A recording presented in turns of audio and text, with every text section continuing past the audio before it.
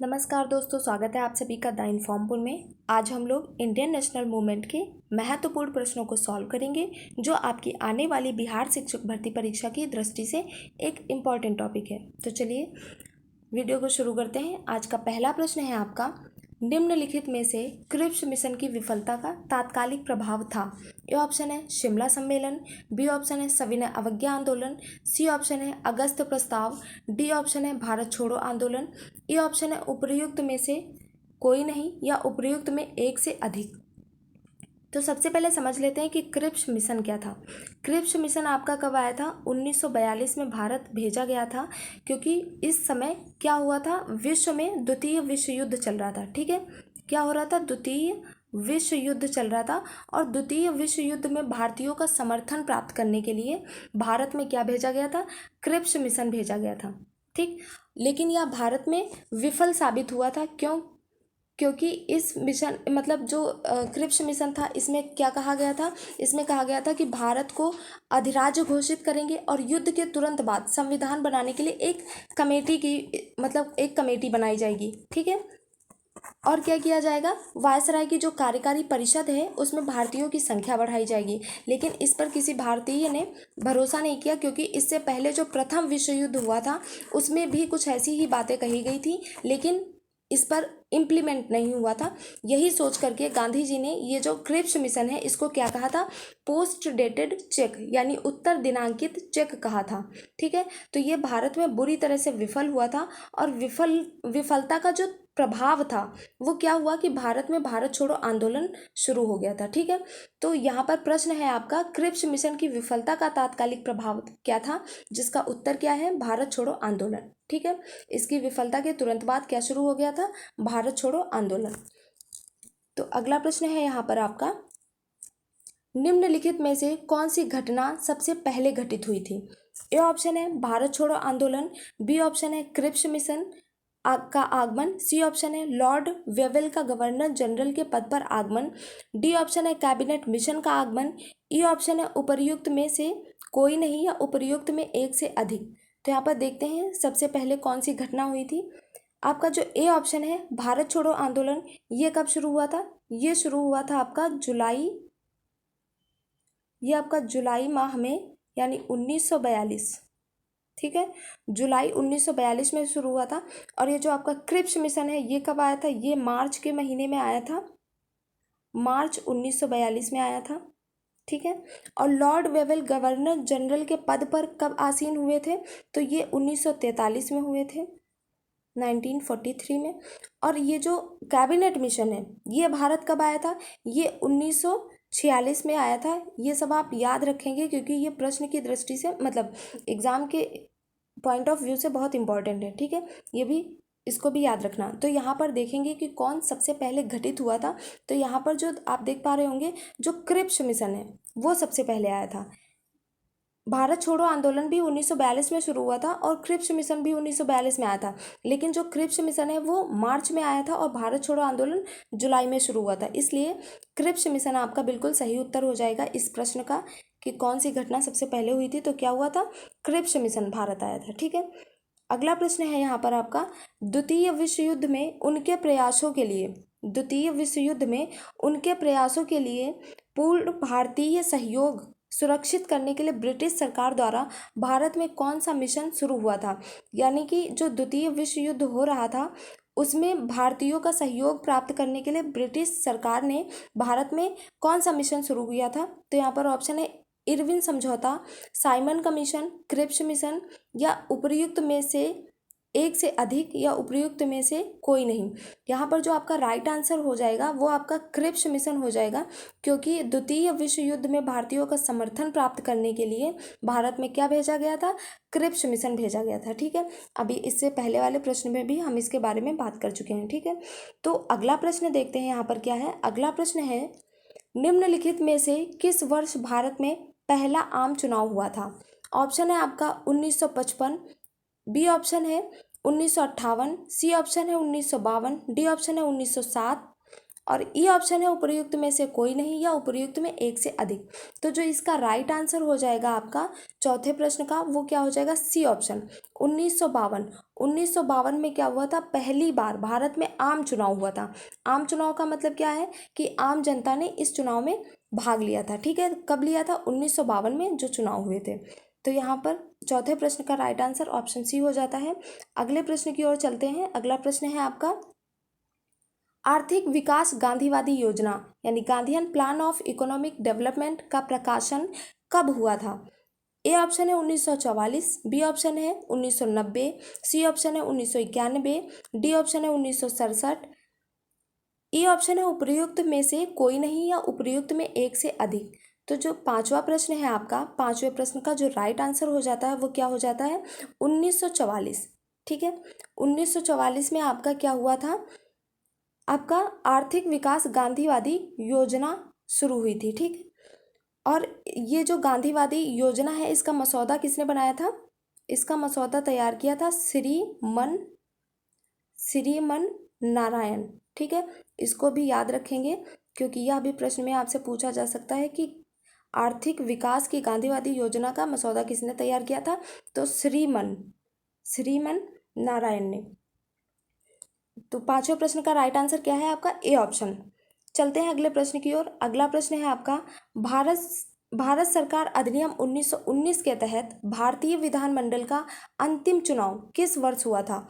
ए option है 1930, B option है 1934, सी option है 1945, डी ऑप्शन है उपर्युक्त में एक से अधिक, ई ऑप्शन है उपर्युक्त में से कोई नहीं। तो जो छठवां प्रश्न है आपका, उसका राइट आंसर आपका सी ऑप्शन हो जाता है, यानी 1945 में भारत सरकार अधिनियम 1919 के तहत भारतीय विधानमंडल का जो अंतिम चुनाव था वो किस वर्ष हुआ था, 1945 में। ठीक है, तो आपका सी ऑप्शन बिल्कुल सही उत्तर हो जाता है। अगला प्रश्न है यहाँ पर आपका, नेताजी सुभाष चंद्र बोस द्वारा आजाद हिंद फौज के हिस्से के रूप में गठित महिला रेजिमेंट का नाम क्या था। ए ऑप्शन है वीरांगना रेजिमेंट, बी ऑप्शन है रानी झांसी रेजिमेंट, सी ऑप्शन है रानी भवानी रेजिमेंट, डी ऑप्शन है भारत माता रेजिमेंट, या ई ऑप्शन है उपर्युक्त में से कोई नहीं या उपर्युक्त में एक से अधिक।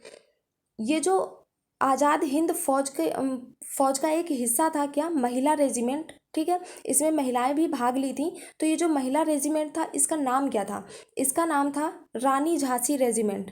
ठीक है, तो यहाँ पर जो प्रथम भारतीय स्वतंत्रता संग्राम था उसमें जो भारत की झांसी की रानी ने उसमें भाग लिया था, उन्हीं के नाम पर इन्होंने रानी झांसी रेजिमेंट नाम रखा था इसका, महिला रेजिमेंट का। ठीक है, तो सातवें प्रश्न का आपका जो राइट आंसर है वो बी ऑप्शन हो जाता है। चलते हैं अगले प्रश्न की ओर। अगला प्रश्न है यहाँ पर आपका, किसने अपने अपूर्ण जीवन के 10 अध्याय लिखे जिसके लिए वे एन इंडियन पिलग्रिम नामक शीर्षक देना चाहते थे।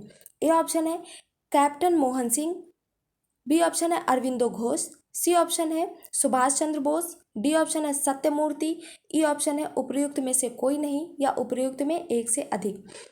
तो जो एन इंडियन पिलग्रिम है ये किसकी आत्मकथा है, सुभाष चंद्र बोस जी की, और ये एक अधूरी आत्मकथा है। कैसी आत्मकथा है, अधूरी, इसको पूरा नहीं कर पाए थे वो। ठीक है, आत्मकथा का नाम याद रखेंगे, बहुत इंपॉर्टेंट है। एन इंडियन पिलग्रिम्स किसकी आत्मकथा है, सुभाष चंद्र बोस जी की।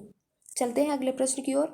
अगला प्रश्न है आपका यहाँ पर, रिक्त स्थान है और पूछा गया आपसे भारतीय राष्ट्रीय सेना के संस्थापक कौन थे। भारतीय राष्ट्रीय सेना के संस्थापक कौन थे। ए ऑप्शन है आपका यहाँ पर भगत सिंह, बी ऑप्शन है जवाहरलाल नेहरू, सी ऑप्शन है सुभाष चंद्र बोस, डी ऑप्शन है महात्मा गांधी, ई ऑप्शन है उपर्युक्त में से कोई नहीं या उपर्युक्त में एक से अधिक। तो जो भारतीय राष्ट्रीय सेना थी इसके संस्थापक इस प्रश्न में ऑप्शन के आधार पर चुनेंगे सुभाष चंद्र बोस जी इसके संस्थापक थे। अन्यथा मतलब इस पर क्या करेंगे, ऑप्शन के आधार पर जाएंगे, क्योंकि जो भारतीय राष्ट्रीय सेना है इसका जो सर्वप्रथम गठन हुआ था, ठीक है, सबसे पहले सर्वप्रथम इसका गठन किसने किया था आपका, यहाँ पर सबसे पहले ये जो भारतीय राष्ट्रीय सेना है इसका गठन किसने किया था, रास बिहारी बोस जी ने किया था। किसने, रास बिहारी बोस जी ने किया था। ठीक है, तो इसका वैसे आंसर तो आपका यही हो जाएगा, रास बिहारी बोस। लेकिन यदि ऑप्शन में ये ऑप्शन नहीं है, रास बिहारी बोस नहीं है, तब आप सुभाष चंद्र बोस लगाएंगे। यदि सुभाष चंद्र बोस भी नहीं होगा तब आप क्या लगाएंगे, मोहन सिंह। ठीक है, एक मोहन सिंह भी थे जिन्होंने इसके गठन में अपनी भूमिका निभाई थी, तो मोहन सिंह भी इसका आंसर हो जाएगा। लेकिन तब जब रास बिहारी बोस भी ना हो और सुभाष चंद्र बोस भी ना हो, तब वहाँ पर मोहन सिंह राइट आंसर होगा। अन्यथा सबसे पहले आप प्रायोरिटी किसको देंगे, रास बिहारी बोस जी को, और फिर जब ये ऑप्शन में नहीं होंगे तब हम सुभाष चंद्र बोस जी को मतलब मानेंगे। यहाँ पर जैसा कि आप देख रहे हैं कि रास बिहारी बोस नहीं है, ऑप्शन में आपके नहीं दे रखा है, तब हम यहाँ पर आंसर क्या टिक करेंगे, सुभाष चंद्र बोस। ठीक है, तो भारतीय राष्ट्रीय सेना के संस्थापक कौन थे, रास बिहारी बोस थे, लेकिन यहाँ पर हम सुभाष चंद्र बोस मानेंगे क्योंकि इन्होंने भी सहयोग किया था। तो अगले प्रश्न की ओर चलते हैं। अगला प्रश्न है आपका, सुभाष चंद्र बोस ने स्वतंत्र भारत की अस्थायी सरकार की स्थापना कहाँ की थी। ए ऑप्शन है आपका टोक्यो में, बी ऑप्शन है सिंगापुर में, सी ऑप्शन है बैंकॉक में, डी ऑप्शन है उपयुक्त में से एक से अधिक, या ई ऑप्शन है उपयुक्त में से कोई नहीं। तो जो आपका 10वां प्रश्न है, 10वें प्रश्न का जो राइट आंसर हो जाता है वो आपका क्या हो जाता है, बी ऑप्शन बिल्कुल सही हो जाता है कि सिंगापुर में। ठीक है, सिंगापुर में सुभाष चंद्र बोस जी ने 21 अक्टूबर 1943 को कब किया था, 21 अक्टूबर 1943 में किसकी स्थापना की थी, अस्थायी सरकार, स्वतंत्र भारत की अस्थायी सरकार की स्थापना की थी। ठीक है, तो ये आपका राइट आंसर हो जाता है सिंगापुर। और सुभाष चंद्र बोस जी जो हैं इनका जन्म कब हुआ था, 23 जनवरी को, ये भी याद रख लें, 23 जनवरी। और ये जो 23 जनवरी है यानी सुभाष चंद्र बोस जी का जो जन्म दिवस है वो किस रूप में मनाया जाता है, इसको पराक्रम दिवस के रूप में मनाया जाता है। किस रूप में, पराक्रम दिवस। तो प्रश्न में आपसे पूछा जा सकता है कि पराक्रम दिवस किसके जन्म दिवस के रूप में मनाया जा सकता है, मनाया जाता है, तो किसके जन्म दिवस के रूप में मनाया जाता है, सुभाष चंद्र बोस जी के जन्म दिवस के रूप में मनाया जाता है। तो आपका जो 10वां प्रश्न है, 10वें प्रश्न का राइट आंसर क्या हो जाता है, बी ऑप्शन सिंगापुर। भारत की स्वतंत्र भारत की अस्थायी सरकार की स्थापना की गई थी, किसके द्वारा, सुभाष चंद्र बोस जी द्वारा, और कहाँ की गई थी, सिंगापुर में। अगला प्रश्न है आपका 11वां प्रश्न, भारतीय स्वतंत्रता संग्राम के संदर्भ में राजगोपालाचारी का सिद्धांत किससे संबंधित था। ए ऑप्शन है देशी रियासतों का विलय, बी ऑप्शन है एक अलग मुस्लिम साम्राज्य का गठन, सी ऑप्शन है मुसलमानों के लिए जनमत संग्रह की, क्या उन्हें एक अलग राज्य बनाना चाहिए, या डी ऑप्शन है संविधान सभा का गठन, और ई ऑप्शन है उपर्युक्त में से कोई नहीं या उपर्युक्त में एक से अधिक। तो यहाँ पर जो राजगोपालाचारी थे उनका यह विचार था कि मुसलमानों के लिए एक जनमत संग्रह किया जाए कि उन्हें एक अलग राज्य बनाना चाहिए या नहीं चाहिए। ठीक है, तो आपका सी ऑप्शन बिल्कुल सही उत्तर हो जाता है। चलते हैं अगले प्रश्न की ओर। अगला प्रश्न है आपका, राजगोपालाचारी फॉर्मूला निम्नलिखित वर्षों में किस वर्ष लाया गया था। ए ऑप्शन है 1943, बी ऑप्शन है 1942, सी ऑप्शन है 1944 और डी ऑप्शन है 1945। तो जो 12वां प्रश्न है, 12वें प्रश्न का जो राइट आंसर हो जाता है वो आपका सी ऑप्शन हो जाता है। 1944 में राजगोपालाचारी फॉर्मूला लाया गया था। और ये जो राजगोपालाचारी फॉर्मूला है इसका दूसरा नाम क्या है, राजा जी फॉर्मूला। ठीक है, आपसे इस रूप में ना पूछ करके आपसे ये भी पूछा जा सकता है कि राजा जी फॉर्मूला कब लाया गया था। तो कब लाया गया था, 1944 में, आपका राइट आंसर हो जाएगा। चलते हैं अगले प्रश्न की ओर। 13वां प्रश्न है आपका, भारत को सत्ता हस्तांतरण के लिए वर्ष 1946 में ब्रेक डाउन योजना किसके द्वारा प्रस्तावित की गई थी। ए ऑप्शन है विंस्टन चर्चिल के द्वारा, बी ऑप्शन है वायसराय लॉर्ड वेवेल के द्वारा, सी ऑप्शन है लॉर्ड माउंटबेटन के द्वारा, डी ऑप्शन है उपयुक्त में एक से अधिक, और ई ऑप्शन है उपयुक्त में से कोई नहीं। आप इस पिक्चर को अगर पहचान सकते हैं तो पहचाने किसने, मतलब ये जो ब्रेक डाउन योजना है वो किसने प्रस्तावित की थी। तो यहाँ पर जो आपका 13वां प्रश्न है, 13वें प्रश्न का जो राइट आंसर है वो आपका बी ऑप्शन बिल्कुल सही हो जाता है, लॉर्ड वेवेल। ठीक है, ये फोटो किसका है, लॉर्ड वेवेल का है। वायसराय जो लॉर्ड वेवेल थे इन्होंने क्या किया था, 1946 में ब्रेक डाउन योजना प्रस्तावित की थी। ठीक है, तो आपका राइट आंसर इसका क्या हो जाता है, बी ऑप्शन बिल्कुल सही हो जाता है। चलते हैं अगले प्रश्न की ओर। यहाँ पर जो आपका अगला प्रश्न है वो क्या है, निम्नलिखित में से किस योजना ने प्रस्तावित किया कि वायसराय की कार्यकारी परिषद के सभी सदस्य वायसराय और प्रधान सेनापति को छोड़कर, मतलब वायसराय और उसके प्रधान सेनापति को छोड़ करके बाकी सब क्या होंगे, भारतीय होंगे। तो ऐसी योजना किसके द्वारा प्रस्तावित की गई थी? ए ऑप्शन है मार्ले मिंटो सुधार 1909, या बी ऑप्शन है वेवल योजना 1945, या सी ऑप्शन है सार्जेंट योजना 1944, या डी ऑप्शन है माउंटबेटन योजना 1947, या उपर्युक्त में से कोई नहीं, या उपर्युक्त में एक से अधिक। तो जो आपका 14वां प्रश्न है उसका राइट आंसर क्या हो जाता है? आपका बी ऑप्शन हो जाता है कि जो वेवल योजना है 1945 की, ठीक है, उसमें ये कहा गया था कि वायसराय और प्रधान सेनापति को छोड़ करके जो आपकी वायसराय की कार्यकारी परिषद होगी उसमें सभी क्या होंगे, भारतीय होंगे। ठीक है, तो इस प्रश्न का जो राइट आंसर हो जाता है वो बी ऑप्शन हो जाता है। चलते हैं अगले प्रश्न की ओर। 15वां जो प्रश्न है वो क्या है, कैबिनेट मिशन के अनुसार रियासतों को कितनी सीटें आवंटित करी गई थी? कैबिनेट मिशन के अनुसार रियासतों को कितनी सीटें आवंटित की गई थी? ए ऑप्शन है 93, बी ऑप्शन है 97, सी ऑप्शन है 95, और डी ऑप्शन है उपर्युक्त में एक से अधिक, या उपर्युक्त में कोई भी नहीं। तो यहाँ पर जो आपका प्रश्न है उसमें ऑप्शन क्या है आपका, यहाँ पर ए ऑप्शन है 93, बी ऑप्शन है 97, सी ऑप्शन है 95, और डी ऑप्शन है उपर्युक्त में से एक से अधिक, और ई ऑप्शन है उपर्युक्त में से कोई नहीं। ये जो कैबिनेट मिशन भारत आया था ये कब आया था? 1946 में भारत आया था। कैबिनेट मिशन भारत कब आया था? 1946 में।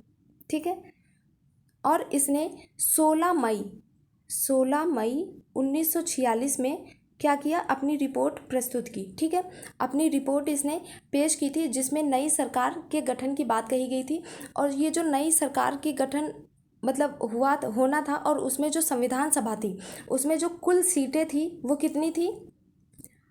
जो नई संविधान सभा थी, मतलब जो संविधान सभा बनाई गई थी सरकार के तहत, उसमें जो कुल सीटें थी वो कितनी थी? 389। ठीक है, 389 कुल सीटें थी, और उसमें जो 292 थी, ये ध्यान रखिएगा, मतलब इससे भी प्रश्न बन जाते हैं। जैसे कि यहाँ पर ही पूछा गया है कि रियासतों के लिए कितनी सीटें आवंटित थी, तो आपसे ये भी पूछ सकते हैं प्रश्न में कि कमिश्नरी प्रांतों के लिए कितनी और ब्रिटिश प्रांतों के लिए। तो यहाँ पर जो 292 थी ये किसके लिए? ब्रिटिश प्रांतों के लिए। ठीक है, ब्रिटिश प्रांतों मतलब जिसमें ब्रिटिश लोगों का शासन था। और कमिश्नरी प्रांत 4 सीटें किसके लिए थी? कमिश्नरी प्रांतों के लिए। ठीक है, कमिश्नरी प्रांतों के लिए 4 सीटें आवंटित थी।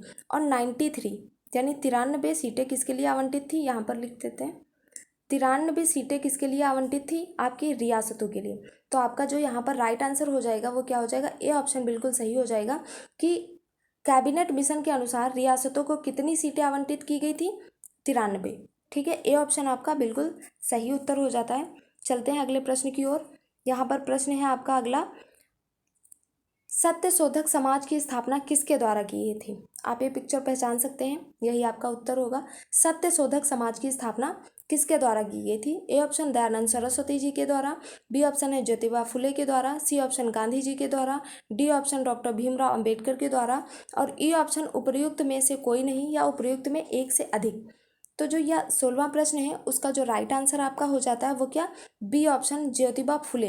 ये जो पिक्चर है वो ज्योतिबा फुले की है, और यहाँ पर सत्य शोधक समाज की स्थापना भी ज्योतिबा फुले ने की थी। अगला प्रश्न है आपका, भारत छोड़ो आंदोलन को इस नाम से भी जाना जाता है, तो किस नाम से जाना जाता है ये नाम आपको बताना है।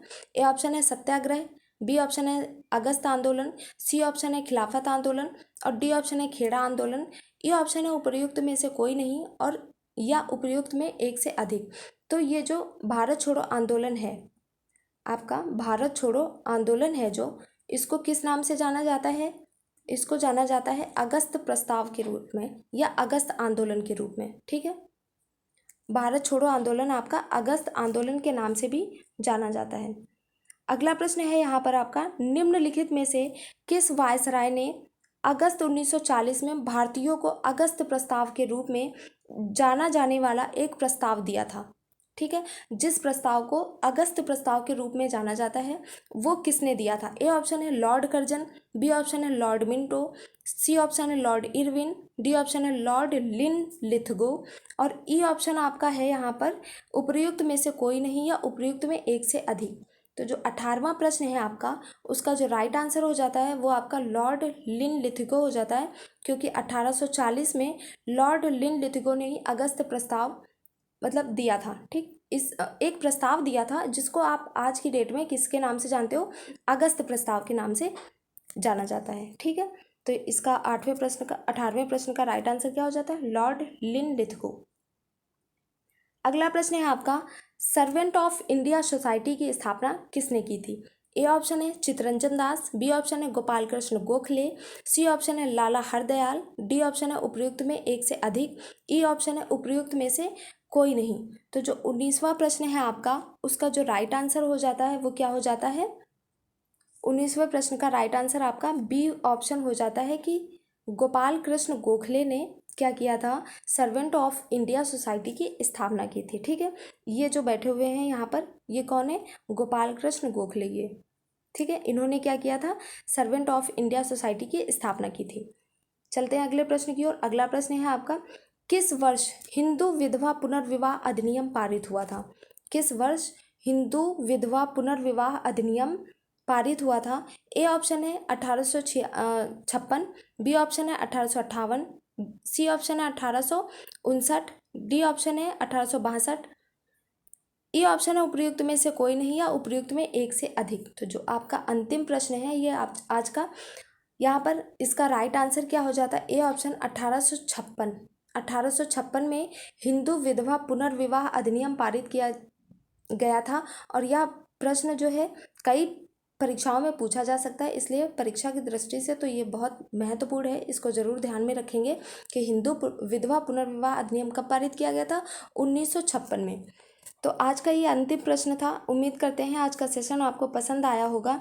यदि आपको ये सेशन पसंद आता है तो प्लीज़ वीडियो को लाइक करें, शेयर करें, सब्सक्राइब करें हमारे चैनल को, और इस तरह के सेशन आपके लिए लाते रहेंगे क्योंकि एग्ज़ाम आपका बहुत नज़दीक है। तो आज के लिए बस इतना ही, फिर मिलते हैं अगले वीडियो में नए प्रश्नों के साथ। आज के लिए बस इतना ही, धन्यवाद।